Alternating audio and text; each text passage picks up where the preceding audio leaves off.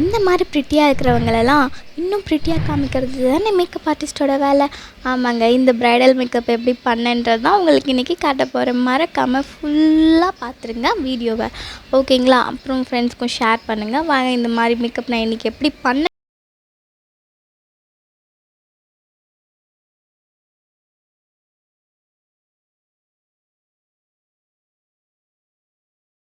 So இவங்க தான் என்னோடய மாடல் பார்கவி. ஸோ இவங்க வந்து எனக்காக ரொம்ப லாங்லேருந்து வந்திருக்காங்க. ஸோ இன்றைக்கி இவங்க தான் நம்ம மாடலாக இருக்க போகிறாங்க. ஃபர்ஸ்ட் ஒன் என்ன பார்த்திங்கன்னா, ஐயோ எந்த ப்ரைடலாக இருந்தாலும் சரி, மாடலாக இருந்தாலும் சரி, அவங்க ஃபேஸ் வாஷ் பண்ணிவிட்டு வந்திருந்தாலும் இல்லையா, நீங்கள் ஒரு மேக்கப்புக்கு ப்ரைடலுக்கு போயிருந்தாலும், ஒரு மேக்கப் எடுக்கிறதுக்கு அவங்க 1 ஹவருக்கு முன்னாடி குளிச்சிருந்தாலும் சரி, ஃபேஸ் வாஷ் பண்ணியிருந்தாலும் சரி, மஸ்ட்டு நீங்கள் ஒரு வெட் வைப்ஸை வச்சு அவங்க ஃபேஸை க்ளீன் பண்ணிட்டதுக்கு அப்புறம் மாய்ஸ்சரைசர் ப்ரைமரே போதும் தான் நான் சொல்வேன். நெக்ஸ்ட் ஒன் பார்த்திங்கன்னா, நான் இவங்களுக்கு கொஞ்சம் வேகமாக வீடியோ எடுத்துறதால நான் ப்ரைமர் மாய்ஸ்சரைசர் போடுறதுக்கு காட்டலை. ஆனால் நான் போட்டு முடிச்சுட்டு ஐப்ரோ ட்ராப் பண்ணிவிட்டு தென் நான் கன்சீலர் வச்சு ஐப்ரோ ஷேப்பும் பண்ணிட்டதுக்கப்புறம் பிளெண்டர் வச்சு நான் நல்லா பிளெண்ட் பண்ணிக்கிட்டேன். பிளெண்டர் யூஸ் பண்ணும்போது நல்லா வெட் பண்ணிட்டு தான் யூஸ் பண்ணணும். தண்ணி சொட்டுற மாதிரியும் இருக்கக்கூடாது, ட்ரையாகவும் இருக்கக்கூடாது. நல்லா வெட்டில் இருக்கும்போது நல்லா பிளெண்ட் பண்ணும்போது நல்லாயிருக்கும். நெக்ஸ்ட் ஒன் பார்த்திங்கன்னா, இவங்களுக்கு அவ்வளோவா வந்து பிக்மெண்டேஷன் இல்லை, பிளாக் டார்க் ஸ்பாட்ஸ் எதுவுமே இல்லை. அதனால நான் கொஞ்சம் ஆரஞ்சு கலர் கரெக்டர் கொஞ்சமாக மட்டும் யூஸ் பண்ணிக்கிட்டேன். ஸோ நான் ஃபிங்கர்ஸை வச்சு நல்லா நானே பிளெண்ட் பண்ணிட்டதுக்கப்புறம் நான் பிளெண்டர் வச்சு நல்லா பிளெண்ட் பண்ணுறேன். பிளெண்ட் பண்ணும்போது நல்லா ஒரு பிளெண்டிங் பார்த்திங்கன்னா தேய்க்கக்கூடாது, அதை பிளெண்ட் மட்டும்தான் பண்ணி விடணும், டேப் அப்படி பண்ணி விடணும், ஓகேங்களா? அப்புறம் பார்த்திங்கன்னா, நான் ஐ மேக்கப் வந்து நான் எப்பவுமே ஃபஸ்ட்டு முடிச்சதுக்கப்புறம் தான் ஃபேஸ் மேக்கப் பண்ணுவேன்.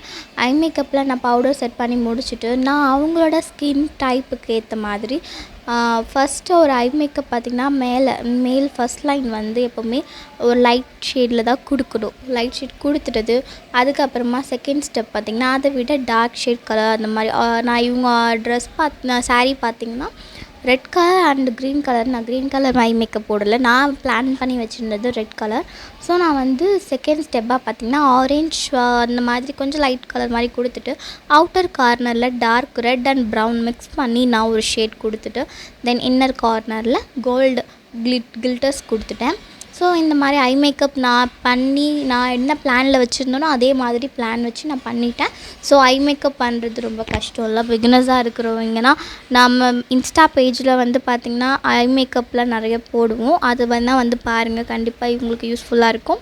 இந்த ப்ரைடல் மேக்கப்புமே வந்து பிகினர்ஸ் லெவலில் இருக்கிறவங்களுக்கு இன்னும் யூஸ்ஃபுல்லாக இருக்கும். ஐ மேக்கப் நான் முடிச்சுட்டு என்ன பண்ணேன்னா, நான் ஐ மேக்கப் முடிச்சதுக்கு உடனே ஐலைனர் வைக்க மாட்டேன். ஸோ நான் மேக்கப் முடிச்சதுக்கப்புறம் தான் ஐலைனர் எப்போவுமே வைப்பேன். நான் இப்போ வந்து அவங்களுக்கு ஃபவுண்டேஷன் செக் பண்ணுறேன். அவங்க ஃபேஸ்க்கு என்ன ஃபவுண்டேஷன் ஷேடு வந்து மேட்ச் ஆகுதுன்னு பார்த்துட்டு அப்புறமா நான் ஃபவுண்டேஷன் ப்ரஷில் நல்லா பிளெண்ட் பண்ணி டேப் பண்ணி நல்லா பிளெண்ட் பண்ணிட்டதுக்கு அப்புறமா நான் மறுபடியும் பிளெண்டர்லேயும் பிளெண்ட் பண்ணுவேங்க.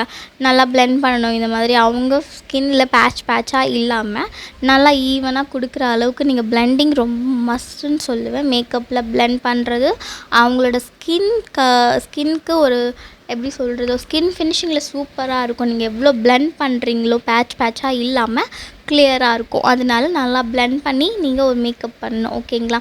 ஸோ இந்த மாதிரி மேக்கப் பண்ணணுன்ட்டு பண்ணக்கூடாது. ஸோ கையில் பிளெண்ட் பண்ணுறது அந்த மாதிரி இல்லாமல் நீங்கள் ப்ரஷில் நல்லா டேப் பண்ணி பிளெண்ட் பண்ணிட்டதுக்கப்புறம் மறுபடியும் பியூட்டி பிளெண்டர் வச்சு நல்லா பிளெண்ட் பண்ணணும். பியூட்டி பிளெண்டர் ட்ரை ஆகும் போதெல்லாம் நீங்கள் கொஞ்சம் வெட் பண்ணி பிளெண்ட் பண்ணணுங்க, அது ஞாபகம் வச்சுக்கோங்க, மறந்துடாதீங்க.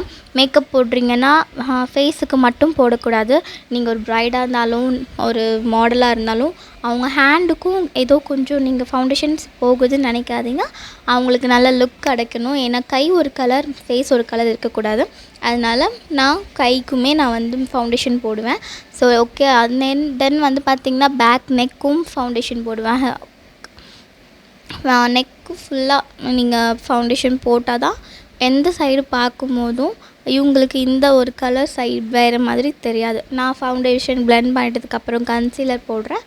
கன்சீலர் பார்த்திங்கன்னா நோஸ், ஃபோர்ஹெட், ஹைலைட் பண்ணுற இடம் ஃபுல்லாக நம்ம சென்டரில் நம்ம இப்போது ஃபோட்டோஷூட் எடுக்கிறதா இருந்தாலும் ஒரு ப்ரைடலாக இருந்தாலும் ஸ்டேஜில் நிற்கும் போது அந்த ஃப்ளாஷ் அடிக்கும் போது பார்த்திங்கன்னா ஹைலைட் சூப்பராக இருக்கும் மேக்கப் அப்போ தான். அதனால் நான் ஹைலைட்டாக தெரிகிற இடம் ஃபுல்லாக கன்சீலர் போட்டுட்டு அதையும் நான் நல்லா பிளெண்ட் பண்ணிக்கிறேன்.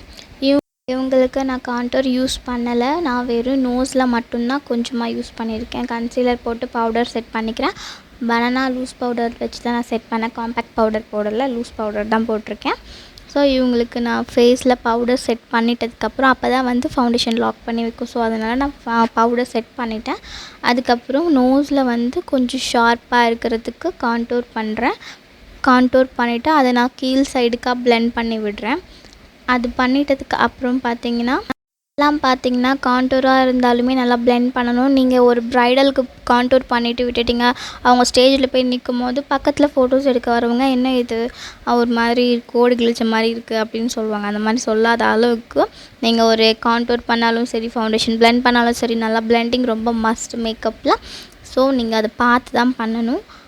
கான்டூர் வந்து நான் டபுள் சின் வந்து கொஞ்சம் தெரியாத அளவுக்கு அவங்களுக்கு ரொம்ப இல்லை, இருந்தாலும் நான் கொஞ்சோண்டு மட்டும் பண்ணிக்கிட்டேன். அது ஒரு மேக்கப்பில் வந்து பார்த்திங்கன்னா ஐலைனர் தான் ரொம்ப லுக்காக தெரியும். ஐலைனர் மீன்ஸ் ஐ மேக்கப், அதாவது ஒரு கண் மட்டும்தான் வந்து ஒரு அழகை கொடுக்கும் நான் சொல்வேன். அதனால் ஐ மேக்கப்பில் வந்து ரொம்ப மஸ்ட்டுன்னு பார்த்திங்கன்னா ஐலைனர் வைக்கிற எப்படி சொல்கிறது, ஐலைனர் வைக்கிறது பொறுத்து தான் அழகாக இருக்கும். ஏன்னா சில பேர் என்ன பண்ணுவாங்க, இன்னர் கார்னரில் திக்காக வச்சுட்டு அவுட்டர் கார்னரில் தின்னாக வைக்கிறது, அந்த மாதிரிலாம் வச்சா பார்க்க வந்து அவ்வளோ அழகாக இருக்காது. அதனால ஐலைனர் வைக்கும் போது நான் பொறுமையாக பார்த்து தான் வைப்பேன். ஸோ நீங்களுமே ப்ரைடலுக்கும் சரி மாடலுக்கும் சரி வைக்கும் போது ஐலைனர் நல்லா அழகாக பார்த்து வைங்க. இன்னர் கார்னரில் நல்லா ஜாயின் பண்ணி நீங்கள் கீழே ஓகேங்க, வாட்டர் லைனையும் இன்னர் கார்னரில் அந்த எண்டில் முடியும் போது அழகாக பார்த்து நீங்கள் அது வச்சா ஐலைனர் வந்து இன்னும் அழகாக இருக்கும். ஸோ அதையும் நீங்கள் வந்து மறக்காமல் ஃபாலோ பண்ணுங்கள். இனிமேல் நீங்கள் பார்த்து செக் பண்ணாதவங்க இனிமேல் ப்ரைடல் பண்ணும்போது பார்த்து தான் அழகாக வச்சு பாருங்கள். கண்டிப்பாக இது வந்து நல்லாயிருக்கும். இது வந்து நான் காஜல் வைக்கிறேன். காஜல் வந்து இவங்களுக்கு வைக்கும் போது கண்ணில் தண்ணியாக வந்துருச்சு. இருந்தாலும் கொஞ்சம் வீடியோவில் பார்த்திங்கன்னா தண்ணி வந்துருச்சு. நான் அதை மறுபடியும் ஃபவுண்டேஷன் போட்டு மறுபடியும் அட்ஜஸ்ட் பண்ணி தான் பண்ணியிருக்கேன். இருந்தாலும் மேக்கப் வந்து சூப்பராக வந்துருந்துச்சு. அவங்களுக்கு காஜல் வைக்கும் போது தண்ணி வந்துட்டு தான் இருந்துச்சு. கொஞ்சம் நேரம் விட்டு தான் வச்சுருந்தேன். அப்புறம் வந்து பார்த்திங்கன்னா நான் லிப் லைனர் போடுறேன். லிப் லைனர் போட்டுட்டு லிப்ஸ்டிக் போட்டிங்கன்னா இன்னும் நல்லாயிருக்கும்னு சொல்வேன். நீங்கள் நார்மலாக செல்ஃபாக போட்டுக்கிறது வேறு, மற்றபடி மாடலாக இருக்கட்டும் ப்ரைடலாக இருக்கட்டும் சரி நீங்கள் போடும்போது லிப்ஸ்டிக் வந்து முதல்ல லிப் லைனர் போட்டுட்டு அடுத்து லிப்ஸ்டிக் போடுறது ரொம்ப நல்லாயிருக்கும். அப்போ தான் வந்து நீங்கள் லிப்பை தாண்டி வெளியவும் கொண்டு போக மாட்டிங்கன்னா உங்களுக்கும் அது ஒரு எப்படி சொல்கிறது, ஒரு லைன் பார்த்து நீங்கள் போடுவீங்க, இன்னும் அழகாக இருக்கும். அதனால இவங்களுக்கு ஏற்ற மாதிரி நான் ஒரு கலர் சூஸ் பண்ணி இவங்களுக்கு நான் லிப்ஸ்டிக் போட்டுட்டேன். அவ்வளோதாங்க, மேக்கப் முடிச்சிட்டேன். இப்போ வந்து நான் மேக்கப் நிற்கணுன்றதுக்காக லாங் ஸ்டேவாக இருக்கிறதுக்காக செட்டிங் ஸ்ப்ரே வந்து ஷேக் பண்ணிவிட்டு ஸ்ப்ரே பண்ணிக்கிறேன் அவங்க ஃபேஸில். ஸ்ப்ரே வந்து ரொம்ப கிட்ட வச்சு பண்ணக்கூடாது. ஒரு சாரல் மழை பெய்கிறப்போ அந்த சாரல் துளி ஒருத்தவங்க மேலே எப்படி படுதோ அந்த மாதிரி தான் அவங்க ஃபேஸ்லேயும் படணும். ஸோ அடுத்து வந்து ஹேண்ட் ஃபேன் வச்சு நான் அவங்களுக்கு அவங்க இன்னும் கொஞ்சம் காற்று பத்தலைன்னு சொன்னதுனால காமிச்சாச்சு. நெக்ஸ்ட்டு ஸ்டெப் வந்து பார்த்திங்கன்னா அவ்வளோதான், ஹேர் ஸ்டைலுக்கு போயாச்சு. ஹேர் ஸ்டைல் வந்து நான் இவங்களுக்கு டைம் ஆகிடுச்சின்றதால என்னால் எதுவுமே அவ்வளோவா பண்ண முடியல. நான் வெறும் ஹீட் ப்ரொடெக்ஷன் அந்த ஸ்ப்ரே பண்ணிவிட்டு அடுத்து நான் சீரம் போட்டுட்டு இவங்களுக்கு நான் ஹேர் ஸ்டைல் பண்ண ஆரம்பிச்சிட்டேன். நான் வந்து டெம்பிள் டு டெம்பிள் பார்ட்டிஷன் எடுத்துகிட்டு ப்ரொஃபைல் செக்ஷன் எடுத்துகிட்டு பேக்கில் வந்து க்ரௌன் பார்ட்டில் வந்து ஹரிசாண்டல் செக்ஷனை எடுத்துட்டேன். ஸோ அது வந்து பேக் பஃப் வைக்கிறதுக்காக. இந்த ஃப்ரண்ட்டில் வந்து முகூர்த்தமுக்கு நம்ம ஒரு நார்மல் ஒரு பஃப் வைப்போம் இல்லையா, அந்த மாதிரி ஒரு பஃப் வச்சு ஜடை வைக்கலாம் அப்படின்றதுக்காக, ஜடை மீன்ஸ் அந்த முகூர்த்தம் ஹேர் ஸ்டைல் பண்ணலாம் அப்படின்ட்டு. அடுத்து சின்ன ரொம்ப தின்னான லேயர் செக்ஷன் எடுத்துகிட்டு நான் க்ரிம் பண்ணிக்கிறேன். க்ரிம் பண்ணுறதுக்கு முன்னாடி நான் சீரம் போட்டு தான் க்ரிம் பண்ணியிருக்கேன். ஸோ அந்த மாதிரி கொஞ்சம் செக்ஷனாக நான் எடுத்து க்ரிம் பண்ணிக்கிறேன். அடுத்து ஹரிசாண்டல் செக்ஷனில் நான் வந்து பேக்கோம் பண்ணி நல்லா பஃப் வந்து கொஞ்சம் ஹையாக வர மாதிரி நல்லா பேக்கோம் பண்ணிக்கிறேன். பேக்கோம் பண்ணிட்டதுக்கப்புறம் பேக்கோம் பண்ணலாம், தப்பு இல்லை. ஆனால் அது அவங்க நல்லா ஈஸியாக ரிமூவ் பண்ணுற மாதிரி பேக்கோம் பண்ணணும். அதனால நம்ம வந்து பேக்கும் பண்ணிட்டதுக்கப்புறம் செட்டிங் ஸ்ப்ரே வச்சு நல்லா ஸ்ப்ரே பண்ணிக்கிட்டேன். 90 டிகிரியில் நான் வச்சு நான் பேக்கும் பண்ணும்போது உங்களுக்கு பார்த்திங்கன்னா ஆப்போசிட் சைடில் இன்னும் பஃப் வந்து சூப்பராக வரும். அதனால் நீங்கள் ட்ரை பண்ணி பாருங்கள். நான் பேக்கும் இப்போ எப்படி பண்ணினோ அந்த மாதிரி நீங்களும் ட்ரை பண்ணி பாருங்கள். கொஞ்சம் வீடியோ லென்த்தாக போகுதுன்றதுனால ரொம்ப ஹை ஸ்பீடில் வச்சுட்டேன். இருந்தாலும் பார்த்துக்கோங்க. அந்த சீப் வச்சு நல்லா நீட்டாக வரணுன்றதுக்காக வாரிக்கிறேன். அந்த சிலுப்பல் இல்லாமல் அப்போ தான் நீட்டாக வரும். ப்ரைடுக்கும் நல்லா கரெக்டாக வர மாதிரி நான் பண்ணிக்கிட்டேன். ஸோ நீங்கள் பார்க்கும்போது நீங்கள் பார்த்து பண்ணுங்கள். பஃப் கொஞ்சம் கூட சைடில் போகாமல் ஸ்ட்ரைட்டாக இருக்கிற மாதிரி பார்த்து பண்ணணும். ஸோ நான் வந்து இப்போது பின் வச்சு நான் லாக் பண்ணி ஸ்ப்ரே பண்ணிக்கிறேன். ஓகேங்களா? அந்த பஃப்பும் கலையாது. ஸ்ப்ரே பண்ணிட்டதுக்கப்புறம் நான் பின் பண்ணிவிட்டு ஸ்ப்ரே பண்ணிக்கிட்டேன். நெக்ஸ்ட் வந்து ஃப்ரண்ட் ஹேர் ஸ்டைல் வந்து நான் பஃப் அதே மாதிரி க்ராஸாக எடுத்து பேக்கும் பண்ணி ஸ்ப்ரே அடித்து பஃப் வச்சு நேராக வந்து நல்லா நீட்டாக வர மாதிரி நான் வந்து மறுபடியும் கோம் வச்சு நல்லா வாரிட்டேன். ஸோ கோம் நல்லா அடியில் பதிகிற மாதிரி வச்சு வாராமல் மேலோட்டமாக வச்சு வாரிட்டு நான் வந்து ஃப்ரண்ட்டில் வந்து அந்த என்னால் பேக்கில் வர ஹேர் ஸ்டைல் காட்ட முடியல. ஸோ என்னால் அது வந்து கொஞ்சம் ஃபோன் அதுக்காட்டியும் மக்கர் பண்ணிடுச்சு. அதனால என்னால் காட்ட முடியல. நெக்ஸ்ட் ஒன் பார்த்திங்கன்னா இதுதான் நான் லாஸ்ட் அந்த ஃப்ரண்ட்டில் பஃப் வச்சு பேக்கும் பண்ணி பேக்கில் பஃப் வச்சு நம்ம எப்போவுமே போல் ஜவரி வச்சு பின்னிட்டதுக்கப்புறம் ஜுவல் போடுறோம். ஜுவல் போட்டுட்டதுக்கப்புறம் இது வந்து நான் இந்த மேக்கப் மாடலுக்காகவே வாங்கின வந்து ப்ரைடல் செட்டு தான் இது. ஸோ இவங்களுக்கு எப்படி இருக்குதுன்னு எனக்கு கமெண்ட் பண்ணுங்கள். அதோ இந்த ப்ரைடல் செட்டு போட்டுட்டதுக்கு அப்புறம் பேக்கில் பார்த்திங்கன்னா இதோ இந்த மாதிரி தான் வச்சு சுங்கு வச்சு பின்னியாச்சு. நெக்ஸ்ட் பார்த்திங்களா கையிலையும் ஃபவுண்டேஷன் போடுறாங்க. போட்டுட்டு நல்லா பிளெண்ட் பண்ணணும். கையிலையும் அப்படியே நீங்கள் பிளெண்ட் பண்ணாமல் விட்டுட்டிங்கன்னா அதுவும் திட்டாக தெரியும். நான் இது மாடலுக்கு மட்டும் பண்ண மாட்டேன், ப்ரைடலுக்கும் தான் பண்ணுவேன். அதனால் ப்ரைடலுக்கு இப்போ நீங்கள் வந்து ஒரு ப்ரைடலுக்கு டைம் ஆகிடுச்சினாலும் உங்களுக்கு நம்பி ஒரு வேலை கொடுத்துருக்காங்க அப்படின்னும் போது நீங்கள் அது பர்ஃபெக்டாக பண்ணி முடிக்கணும். அதனால நீங்கள் குயிக்காக போகணும், ப்ரைடலும் குயிக்காக வரணும் தான். ஸோ அது வந்து நீங்கள் ப்ராப்பராக நீங்கள் பண்ணிக்கோங்க. நான் அடுத்து வந்து நெத்தி சுட்டி வச்சு ஹேரில் கலையாத அளவுக்கு நான் வந்து இது பண்ணிக்கிட்டேன். ஸோ மாடலுக்கும் ரொம்ப மேக்கப் பிடிச்சிருந்துச்சின்னு சொல்லிக்கிட்டே இருந்தாங்க மேக்கப் பண்ணும்போது.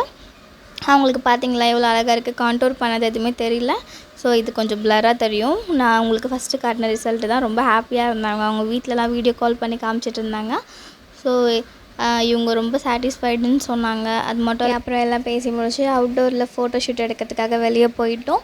அவங்களுமே ரொம்ப ஹாப்பியாக வந்து ஃபோட்டோஸ்க்கு போஸ்லாம் கொடுத்துட்ருந்தாங்க. வீடியோ ஷூட் பண்ணிவிட்டு அப்புறம் பார்த்திங்கன்னா அப்பவும் வெயிலில் நின்று ஷூட் பண்ணும்போது கூட அவங்களுக்கு அவ்வளோவா ஸ்வெட் ஆகலை. ஸ்வெட் ஆனாலுமே மேக்கப் வந்து ரொம்ப கலையலை. அவங்களுக்கு அது ரொம்ப பிடிச்சிருந்துச்சின்னு சொல்லிட்டு இருந்தாங்க.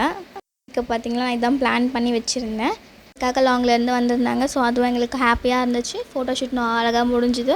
ஸோ இந்த மாதிரியான வீடியோஸ் உங்களுக்கு தொடர்ந்து வேணும்னா மறக்காமல் நம்ம சேனலில் சப்ஸ்கிரைப் பண்ணுங்கள், லைக் பண்ணுங்கள். இதில் எதனா டவுட் இருந்தால் கமெண்ட் பண்ணுங்கள். உங்கள் ஃப்ரெண்டு பிகினர் லெவலில் மேக்கப் ஆர்டிஸ்ட்டாக இருக்கிறாங்களா அவங்களுக்கு உடனே இந்த வீடியோ ஷேர் பண்ணி விட்டுட்டு பார்க்க சொல்லுங்கள். இந்த மாதிரியான வீடியோஸ் உங்களுக்கு நிறைய வேணும்னா நான் மறக்காமல் நம்ம சேனலில் சப்ஸ்கிரைப் பண்ணிவிடுங்க. இன்ஸ்டா ஐடியா உங்களுக்கு நான் கீழே மென்ஷன் பண்ணுறேன். அதிலும் போய் நிறைய பாருங்கள். ஸோ தேங்க்ஸ் ஃபார் வாட்சிங். டாடா பாய்.